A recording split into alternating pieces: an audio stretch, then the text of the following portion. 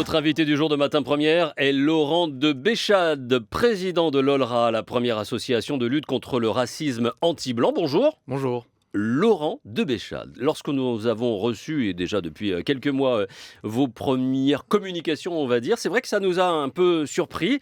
Est-ce que Laurent de Béchade serait un blanc persécuté ? Alors, vous faites allusion à la création de notre association, Oui. à savoir l'OLRA, l'Organisation de lutte contre le racisme anti-blanc. Cette organisation, c'est la première en France qui lutte contre le racisme anti-blanc et qui est à la fois laïque, apolitique et indépendante. Mhm. Aujourd'hui, on est une association qui est universaliste. Ça veut dire qu'on dénonce toutes les formes de racisme. Mais on a axé ça sur le racisme anti-blanc. Pourquoi ? On va voir oui. ça dans le cadre de l'émission. On a trois manières principales de lutter contre le racisme anti-blanc au sein de l'association. Déjà, le premier axe, c'est de ramener ce sujet justement sur le bord médiatique, d'en parler. De pouvoir en parler. Ce que je vous propose de faire, c'est de savoir déjà définir ce qu'est ce raciste anti-blanc. Pourquoi on l'annonce ? Alors le racisme, on le voit souvent, hein, il va dans un sens et rarement dans celui-ci. Est-ce que vous vous déjà démarquez de tout parti d'extrême droite ? Tout à fait. Dont on pourrait très facilement vous affilier. Tout à fait. Déjà, l'association est indépendante politiquement. Mhm. Et, ça, vous pouvez nous garantir ? Ah, mais totalement. Et vous n'avez pas, aujourd'hui, depuis 5 mois, la création de l'OLRA, peur d'être récupéré ? Non, nous, on rejette en fait un quelconque soutien de quelque parti que ce soit. Après que certaines personnes vous parlent de racisme anti-blanc, ce qui est important de dire, c'est la manière dont on en parle. Et aujourd'hui, l'OLRA, on en parle de manière apaisée. On veut réunir tout le monde sur le côté de la table et qu'on en parle tous ensemble. Et on pense vraiment que ça va régler le problème. C'est clair que si on parle du racisme anti-blanc pour derrière attiser les haines et accentuer en fait les tensions sociales, raciales, et là, c'est pas la bonne manière pour aborder les choses. Organisation de lutte contre le racisme anti-blanc ou anti-français ? Alors déjà, est-ce que je peux revenir sur une chose tout à l'heure, vous me disiez, Je vous en prie. qu'est-ce que c'est que le racisme anti-blanc ? C'est quoi la définition du racisme anti-blanc ? Déjà, c'est très simple. Déjà, on combat le racisme. Et le racisme, il a plusieurs formes. Il peut y avoir du racisme anti-noir, anti-arabe, personne ne va dire le contraire. Le racisme anti-blanc, il existe aussi. C'est la même chose que le racisme anti-arabe, mais pour un blanc, d'accord ? Il va par contre avoir des spécificités. C'est-à-dire qu'aujourd'hui, ça va être un racisme qui va plutôt être axé sur de la violence verbale, de la violence physique, et pas tellement sur les discriminations qu'on peut retrouver peut-être dans d'autres formes de racisme, quand on est arabe ou noir, et on a plus de difficultés en fait à trouver un emploi. Et ça, il faut être réaliste, il faut le dire. Le racisme anti-blanc, c'est une réalité. Tout à l'heure, vous vous mettiez un petit peu en doute quand on en parlait. C'est une réalité qui est d'ailleurs assez forte. Il y a des statistiques très précises sur l'évaluation de ce type de racisme, bien entendu. Il y a une étude de l'INED qui est sortie en 2016 qui vous prouve que 15% des personnes blanches en France ont déjà vécu du racisme anti-blanc. Et c'est énorme parce que quand on voit la population française... Du racisme purement dirigé sur la blancs. couleur de peau. Tout à fait, c'est du racisme anti-blanc. Donc en fait, notre association, elle est très récente, mais elle découvre rien. Le racisme anti-blanc, il n'est pas nouveau. Par contre, il y a des choses qui sont nouvelles le concernant. Mais c'est pas nouveau. Pourquoi ? Parce qu'il y a déjà des statistiques qui existent sur ce sujet. Il y avait même un sondage de l'IFOP, je crois, en 2016 également, ou en 2017, qui vous expliquait que 46% des interrogés considéraient que le racisme anti-blanc était une forme de racisme assez forte et conséquente. Et encore une fois, c'est un racisme qu'on retrouve de plus en plus dans les faits divers aujourd'hui. D'accord. Donc vous faites bien le distinguo sur un racisme anti-blanc et non pas anti-français. Ah oui, alors tout à fait. C'est-à-dire que donc, le racisme, c'est une question de couleur de peau. Donc oui, après, c'est ça. Après, attendez. Voire d'origine. C'est-à-dire que vous ne voyez pas de difficulté. Vous mettez donc dans le cursus, dans le groupe, les Polonais, les Roumains, tous ces gens-là. En fait, l'incarnation est importante. Il y a des racismes, il y a des actes donc de violence, verbale ou autre, qui sont dirigés vers cette population blanche. Tout à fait, parce qu'en réalité, c'est pas tellement une histoire de pigmentation de peau non plus. Il ne faut pas se focaliser uniquement sur la couleur de peau. C'est l'incarnation. Qu'est-ce qu'on incarne derrière ? Qu'est-ce que le blanc incarne ? Et souvent, il incarne en fait un certain nombre de préjugés aujourd'hui qu'on retrouve de plus en plus. Il incarne le blanc occidental, bien entendu, et c'est cette incarnation du blanc occidental qui parfois aujourd'hui subit une forme de haine. Le blanc, il incarne le colonisateur. il incarne le blanc privilégié, il incarne l'esclavagiste. Finalement, tous ces préjugés, tous ces stéréotypes, ils sont en train aujourd'hui de nourrir une nouvelle haine, un nouveau racisme qui se traduit par de la violence. Et c'est ça qu'on dénonce aujourd'hui. Si vous voulez, le racisme anti-blanc, historiquement, c'est l'extrême droite qui en parlait depuis 85, avec Jean-Marie Le Pen, qui au moment de la création de SOS Racisme... Ah, il parlait pas tellement de racisme Ah si, anti-blanc, tout à fait. il parlait surtout de racisme envers les autres populations, les migrants, les immigrés, ceux qui venaient Alors dans, Jean-Marie Le dans Pen la France. défendait Mais pas les victimes tellement de racisme. de... Non, non. Quand Jean-Marie Le Pen, à l'époque de la création de SOS Racisme, en 85, Jean-Marie Le Pen a eu des premières réactions en vous expliquant qu'il y avait aussi du racisme anti-blanc et du racisme anti-français. Voilà. Et depuis, les partis d'extrême droite ont capitalisé là-dessus. Sauf que depuis 30 ans, la situation... Alors à l'époque, franchement, ça devait quand même être marginal. Il faut dire les choses. Sauf qu'aujourd'hui, ça a bien changé. Ça a bien changé. Il y a une évolution qui fait qu'on ne peut pas aujourd'hui restreindre ce débat à une thématique de l'extrême droite. Vous vous appuyez quand même sur des propos donc à l'époque tenus par Jean-Marie Le Pen. Quels sont les résultats de cette étude qui a été faite de l'INED dont vous nous parliez, où il y a un racisme anti-blanc bien affairé? Ça donne quoi comme résultat? Je vous disais tout à l'heure, on a eu 15% de personnes qui ont été victimes de racisme à travers et spécifiquement de la violence ou de la violence verbale ou physique. D'accord. Donc c'est quand même un chiffre qui est significatif parce que en fait, par rapport à d'autres... Alors, sur la même étude, c'est intéressant parce qu'on voit que par rapport à d'autres communautés ethniques, c'est plus faible, bien entendu. Sauf que la population française est encore majoritairement, on va dire, une population blanche, même si c'est en train de changer petit à petit. Et donc, le chiffre de valeur absolue de ce chiffre de 15%, il est assez gigantesque. Parce que si mettons demain, alors il n'y a pas de données statistiques en France aujourd'hui, Ouais, oui. si mettons demain à 50% de blancs en France, on va prendre un chiffre... Il y en a beaucoup plus, mais bon, pas grave. On va prendre par précaution. Ouais, 50%, faites le calcul, ouais. 15% sur 50%, sur une population de 67 millions, ça fait à peu près 4 à 5 millions de personnes qui auraient été victimes dans leur vie de racisme anti-blanc. C'est énorme.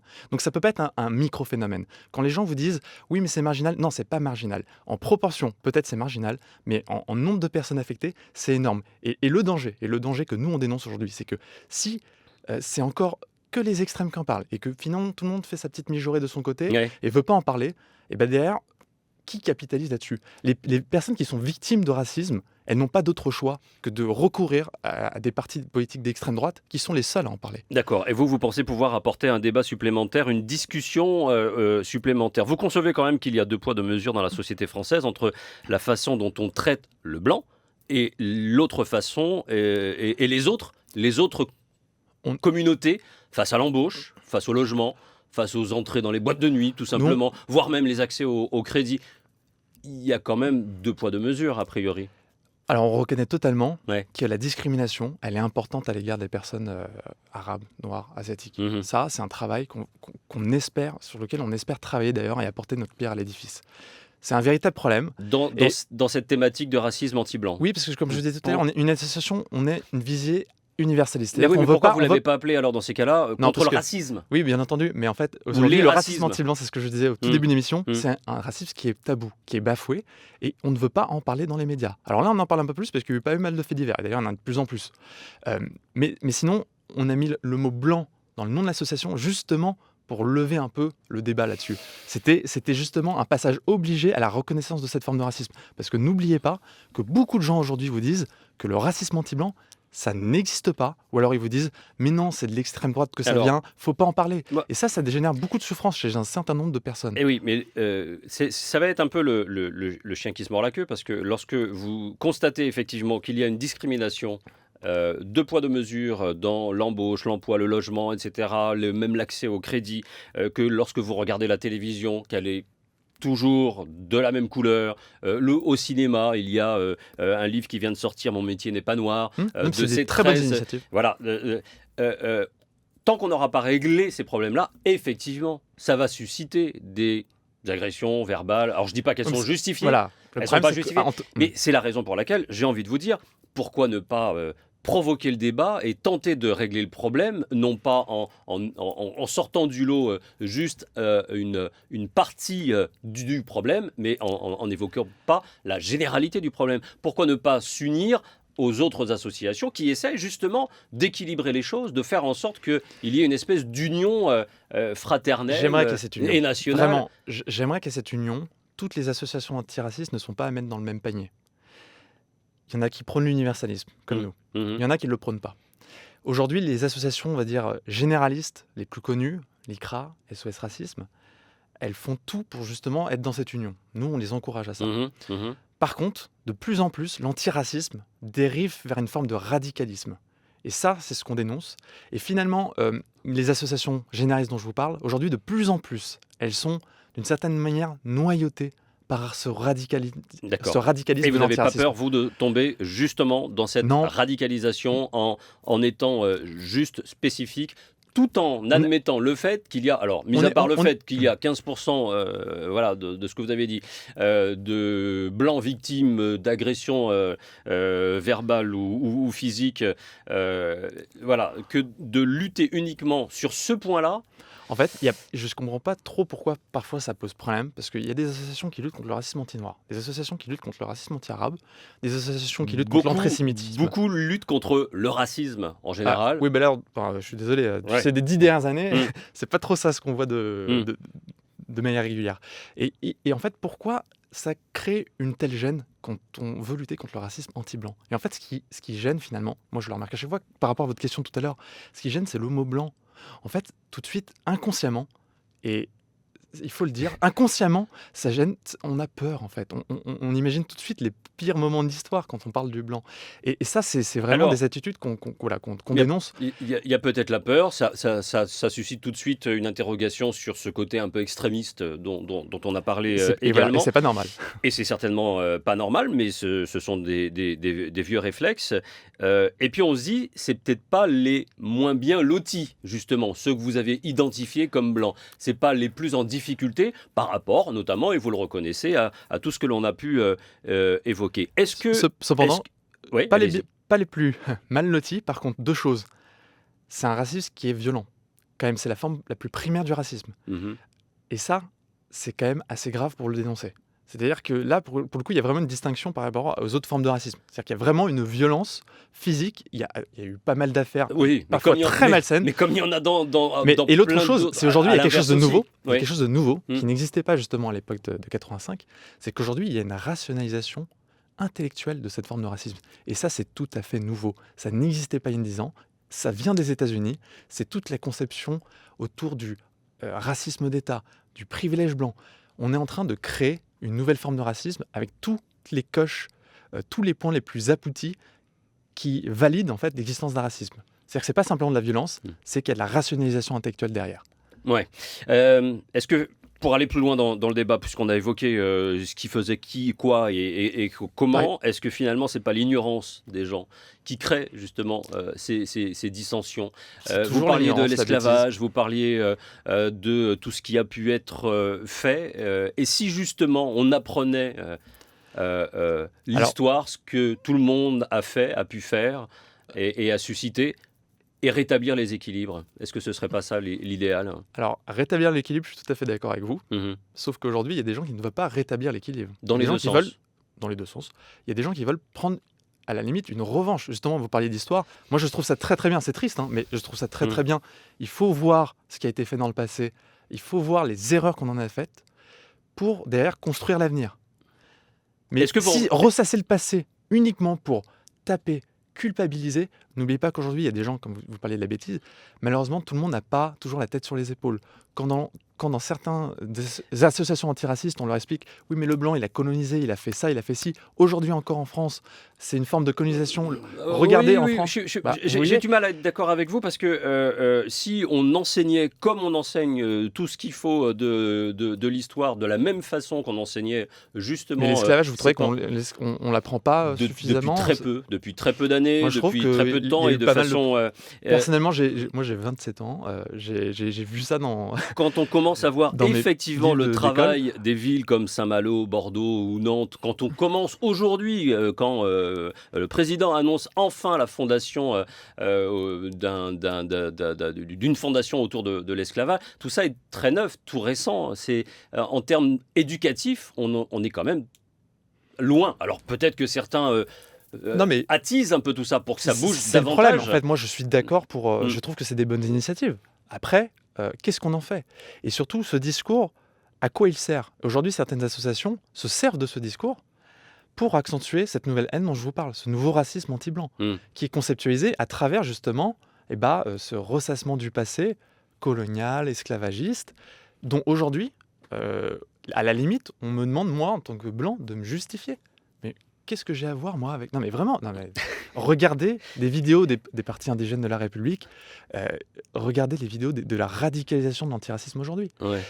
C'est effrayant. C'est-à-dire, en plus, d'ailleurs, souvent, on dit que ce sont des extrémistes de gauche. Mais leur discours, il est racial. C'est des discours d'extrême droite. C'est un discours racialiste qui ne tourne qu'autour de la Alors, race. je ne sais pas qui vous fréquentez pour qu'on vous demande, vous, Alors, moi, à je 27 fréquente- ans, de vous justifier. Non, mais dans le des cadre de or- l'association, c'est- dans le cadre de... Regardez les réseaux sociaux, Mm. le nombre de propos racistes anti-blancs qu'il y a. Et c'est difficile en plus parce que souvent les gens n'ont pas l'habitude de ça. Donc en fait, ils laissent passer à la limite. D'accord. Et même, vous avez vu, là, il y a quelques semaines, on voit même le président de la République, Emmanuel Macron, qui emploie un terme raciste anti-blanc, mal blanc, qui est sexiste en plus. Mm. Donc vous voyez, il se rend même pas compte que c'est un propos raciste et sexiste. Pour lui, en fait, c'est subversif. Et pour d'ailleurs beaucoup de gens, c'est subversif aujourd'hui, le racisme anti-blanc. C'est-à-dire qu'il y a un côté un peu cool, un peu novateur. Mais en fait, c'est une régression totale. Là, on retourne 200 ans en arrière. On s'est battu pour pas avoir à désigner les gens par leur couleur de peau. Et aujourd'hui, on revient à ça, à travers les blancs. Depuis 5 mois que vous avez créé l'OLRA, vous avez rencontré, je l'ai vu, quelques associations, dont Touche pas à mon pote, avec qui vous avez eu... On a eu quelques échanges, oui, Ouais. tout à fait. Comment vous êtes perçu, comment vous êtes accueilli, comment vous êtes... Les gens ont bien compris. Sincèrement Ouais. Non, sincèrement, au début, la première action, quand les gens ont vu un peu l'association arriver, les gens ont eu une petite attitude de rejet, Mm. à juste titre, hein, la peur, la crainte. On ne savait pas trop ce que l'OLRA allait donner. Aujourd'hui, les journalistes aussi, les responsables associatifs se rendent bien compte qu'on n'est pas dans une visée, on n'est pas là pour attiser la haine. Nous, on veut régler un problème, on veut le régler avec tout le monde. D'ailleurs, dans notre association, il y a des gens très divers, que ce soit dans les convictions, au niveau de leur couleur Oui, de peau. oui, oui. C'est pas, on Mm. est vraiment ouvert à tout le monde. On n'est pas dans une attitude vraiment de se servir de ça pour servir des partis ou dans un point de vue politique. C'est pas du tout l'objet.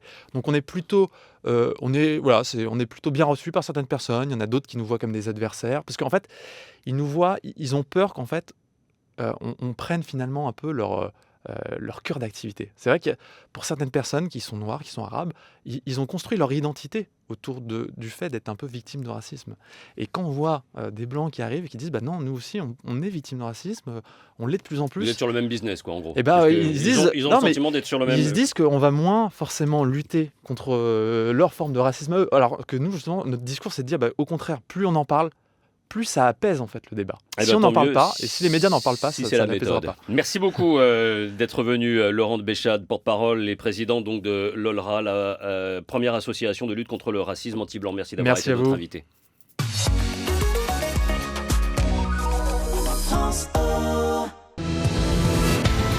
Un rappel de l'information.